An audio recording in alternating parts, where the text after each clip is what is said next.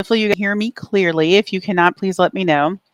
I have to turn off my air in my house essentially until 6 p.m. And let me tell you, it can get warm in here. So I have a fan running. So I'm just hoping that's not interfering with sound. But if it is, let me know. Okay. Sorry, I've been a little busy. I've been trying to answer as many things in the group as possible. Normally how I do the Facebook Live sessions is I start off answering anything that has come up in the group. And then as people come on and they start to join me, then I ask for you guys, just feel free, jump in. If you have a question, please ask me a question. I'm really here to answer questions that you may have. Well, I can answer them directly right this minute, right? But if I don't have any questions, then like I said, what I do is that I then try to work on answering everything that's in the group. Okay, so let's see. Elizabeth had asked a question. She says, do I have the right to ask for a neuropsych evaluation to be provided by the school, or is it best to do it privately? I'm sure my 5th grade daughter has dyslexia, but they've denied her services, so we're in the process of appealing. So what happens is you can ask, but it's not for a neuropsych evaluation because that's traditionally what you call the medical evaluation. But what you want to ask for is a psychoeducational evaluation. And that's what you're looking to ask for. All right. And in the psychoeducational evaluation, you'll cover the neuropsychological domains that I'm assuming you're trying to get to in the neuropsychological evaluation. Also, there are quite a few evaluations that could be done for dyslexia. And are you talking only about dyslexia, or do you also mean dysgraphia and dyscalculia? So dysgraphia is a specific learning disability in written expression. And this can be shown by either the mechanical process of handwriting. So, again, it's that fine motor skill. And when the child goes to write a letter A, how does it look? Does it look messy or does it look good? How does their handwriting look? And then the second component of written expression is to look at, can the child gather their thoughts and pull everything together and then be able to write them down on a sheet of paper as a paragraph. If they can't do that, then that's also an issue with written expression. So both of those kind of fulfill that written expression part. Now, for math, you can have issues with math, and that includes math calculation, knowing your math facts, so kind of like math fluency. Let me see, the order of operations. So there's different areas in which a child can have weakness in math and be considered to have a specific learning disability in math or dyscalculia. So I wanted to bring these up because it's very common that you will have dyslexia kind of followed with, like I said, the specific learning disabilities in math and written expression. So I would think if you can that you would want to assess for all of them just to make sure, and that we've kind of crossed and checked off everything. And then are there any other issues you may have? Because it's not uncommon that visual processing disorders will appear like the child is having issues with dysgraphia, but it's really not. Saying like congruence insufficiency, it's a very common visual processing disorder. And basically the child sees kind of like doubles, and the brain learns to ignore a lot of the information. So it is not uncommon. You'll see these children go to an eye exam. They will pass the eye exam 20/20.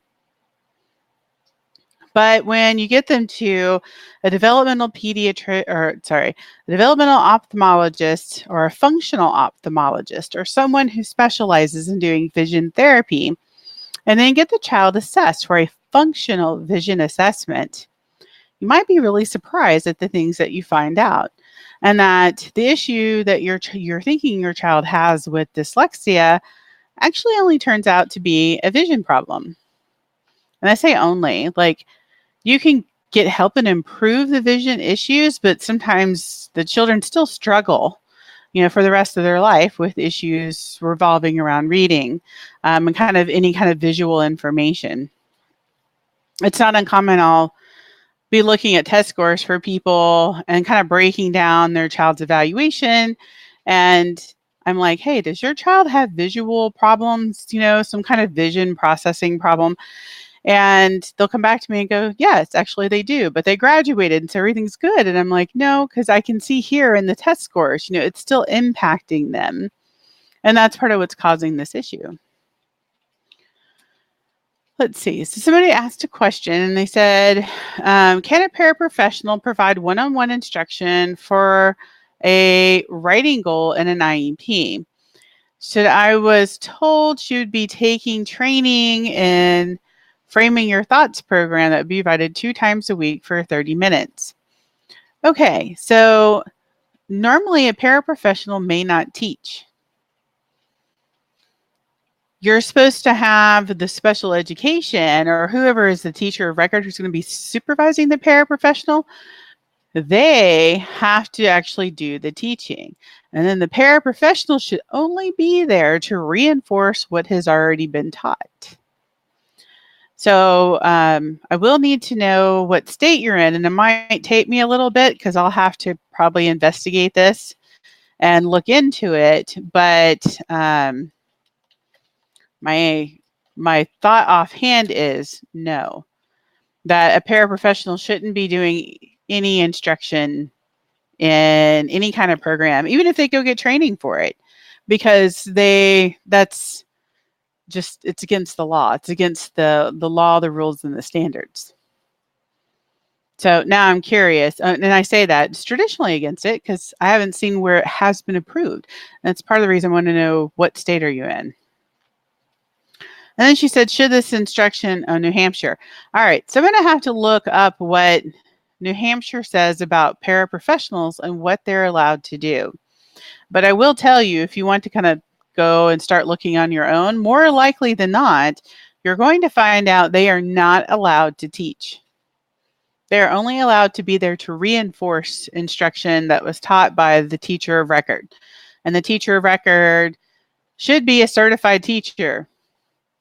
So whether that's the general education teacher or the special education teacher, it's whoever is your child's teacher of record. And yeah, I'll look into that later. Now I'm curious, but I don't know if I can look into it right now. So we'll see what else I have going on here in the group, because I did want to answer some things in the group unless you have some other questions. So if you do, please let me know.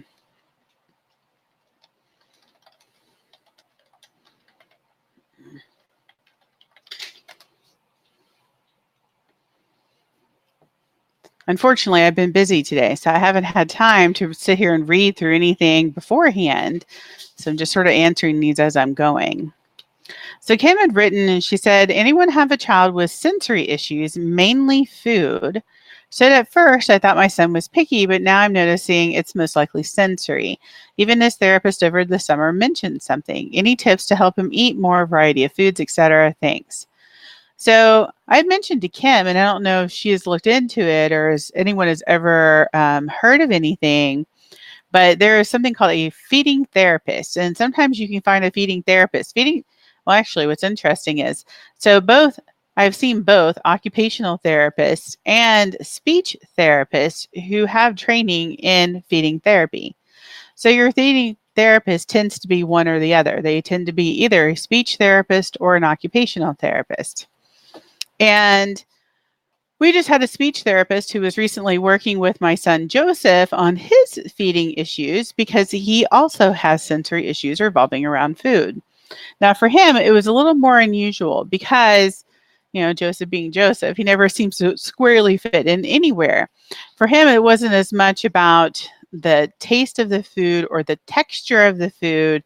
For him, it was more about temperature. So he was having a real problem with the temperatures of food and eating things that he considered cold or hot. And it was quite interesting kind of watching his struggles. And it was interesting watching her work with him. And one of the programs that she used was called SOS. And see, now I mentioned that, and I'm thinking, I don't remember what all that stands for. So I'm going to look here real quick.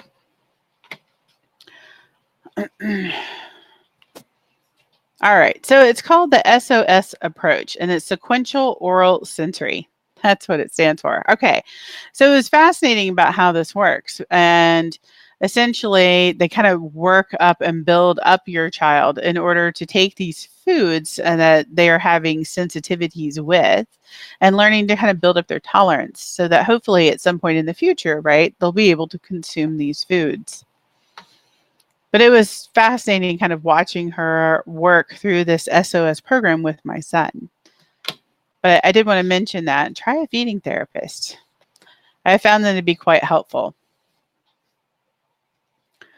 So another Kim asked in the group, she says, is it legal if not all teachers involved with your child don't get a copy of the child's IEP?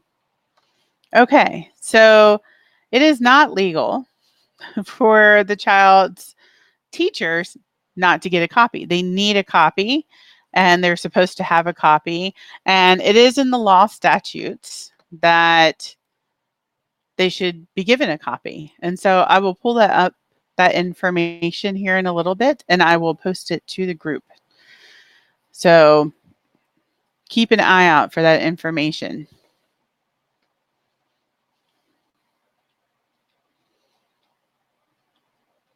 Okay. So sorry, I'm having a few comments here and I'm trying to catch up and read because these are actually quite long comments. So one of them, the first comment was sensory in an IEP go under behavior. No, sensory does not go under behavior. Sensory should be put in, well, okay. So sensory is more of a OHI. I mean, it would fall under that OHI category. For in an IEP, if you were talking about accommodations, that would, there are accommodations for sensory issues, and that would go under the accommodation section. Now, if you're looking for therapy, that would go under the OT. The OT works with sensory issues. So I hope that makes sense. Now, not addressing sensory issues may cause behavior problems, but that's sensory actually belongs under OT. Hopefully, it's where it should be. So someone was saying here, so Chelsea just asked in the group, but currently she's driving to Washington at the moment. And she said, I have a question in writing for my child to be evaluated for special education services with a referral from his doctor for ADHD. The school has given me a prior written notice that says they will not evaluate first without gathering data from the student support team. They answered within 25 days. So she said, my question is, do they still have a certain number of days in which he must be evaluated in? She says, I'm a little bit fuzzy of the law here. Can you help clarify the timeline if they decided to gather data before the decision to evaluate? Okay, so here's what's happened. And I'll find the timeline, but I need to know your state. So she says, Washington State question. So I'm assuming you're in Washington State, right? And you're just driving at the moment.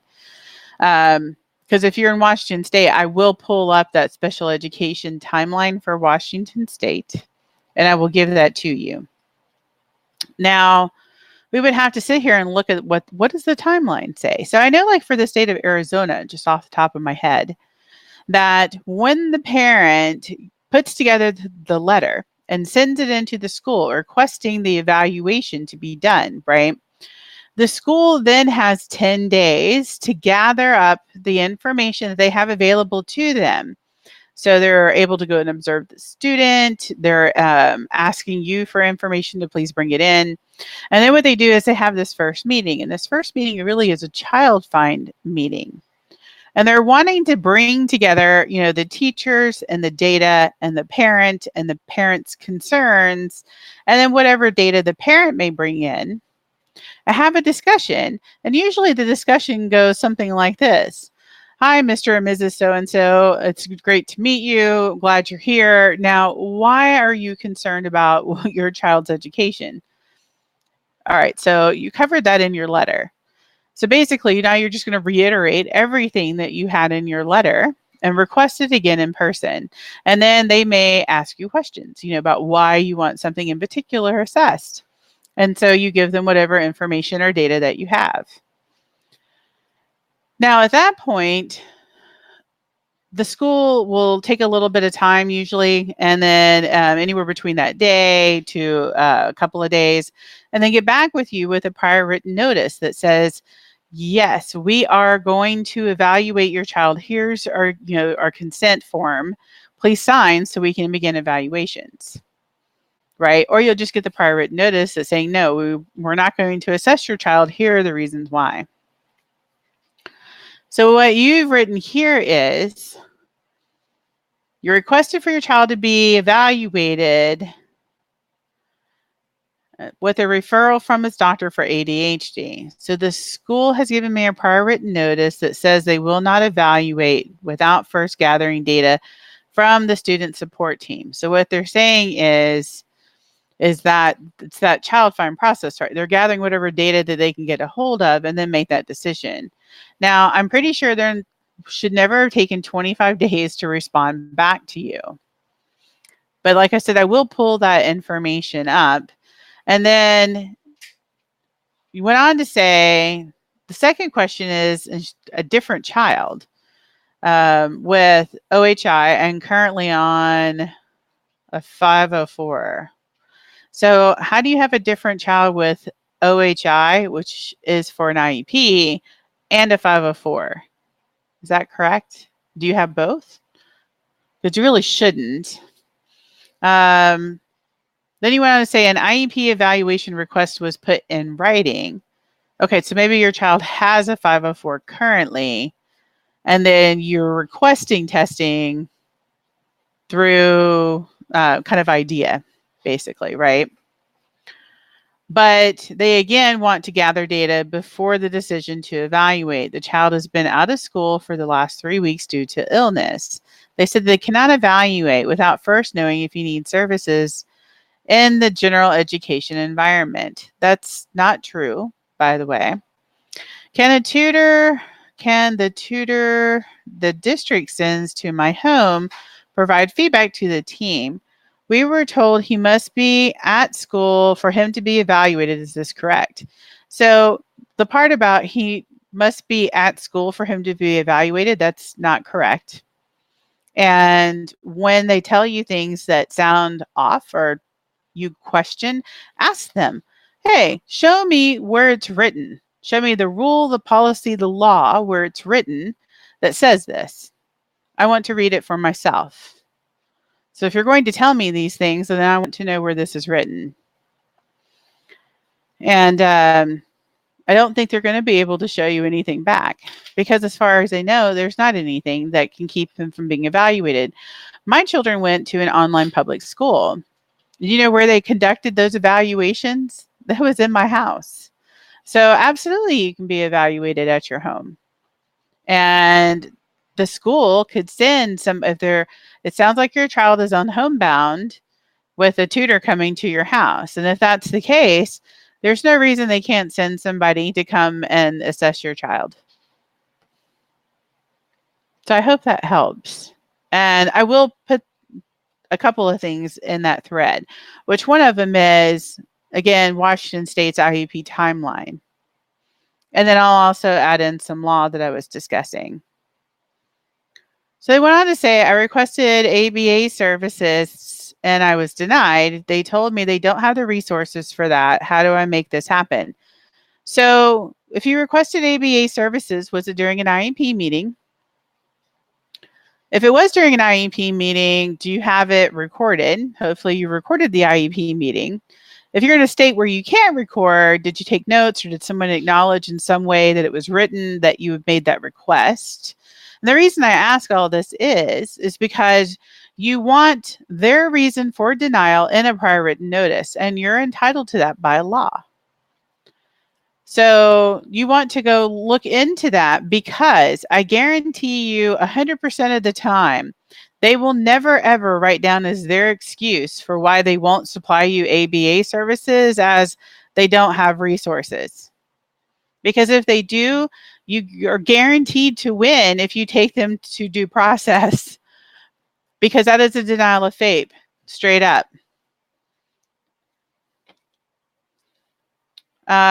So they're saying I requested by writing. So did you request, though, by writing during an IEP meeting? This is one of the reasons I encourage parents to make an agenda for your IEP meetings. One, so you don't forget